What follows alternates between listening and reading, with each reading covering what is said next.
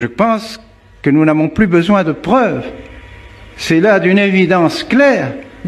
La franc-maçonnerie a voulu introduire dans l'Église cette notion fausse de la liberté religieuse pour détruire la vérité de l'Église. Car pourquoi ont été persécutés Pierre et Paul et tous les martyrs? Parce qu'ils étaient chrétiens, parce qu'ils portaient le nom de chrétiens, c'est-à-dire qu'ils étaient disciples de notre Seigneur Jésus-Christ.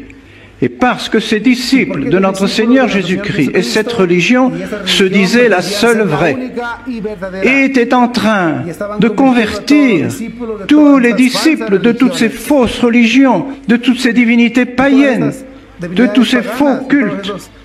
Les disciples étaient en train de se convertir à la religion seule vraie, à la religion de notre Seigneur Jésus-Christ. Alors le nom de chrétien est devenu en haine pour tous ceux qui étaient les disciples de ces religions. Et les empereurs, protecteurs de ces fausses religions, ont donc persécuté tous les chrétiens parce qu'ils disaient « Nous sommes la seule religion vraie. Si quelqu'un veut aller au ciel et faire son salut, il doit se convertir à notre Seigneur Jésus-Christ. » Mais c'est la première vérité élémentaire que notre Seigneur Jésus-Christ nous a enseignée lui-même. Et parce que Jésus-Christ est Dieu, voilà notre religion, voilà notre vérité, voilà ce qui fait notre difficulté avec Rome, mes bien chers frères. Si vous nous demandez pourquoi toujours ces difficultés avec Rome?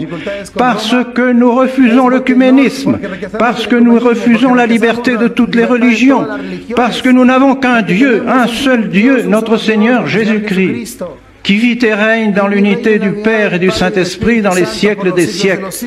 Nous répétons cela à toutes nos oraisons, nous répétons cela dans toutes nos prières. Il n'y a qu'un seul vrai Dieu, Jésus-Christ, qui vit et règne avec le Père et le Fils, dans l'unité, qui vit et règne avec le Père dans l'unité du Saint-Esprit pour les siècles des siècles.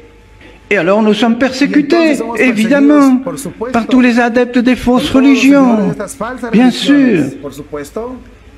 Et nous sommes persécutés aujourd'hui, vous, mes bien chers frères, nous qui ici, soit membres de la fraternité, soit non membres de la fraternité, qui défendons ces valeurs, qui défendons cette vérité de la religion chrétienne.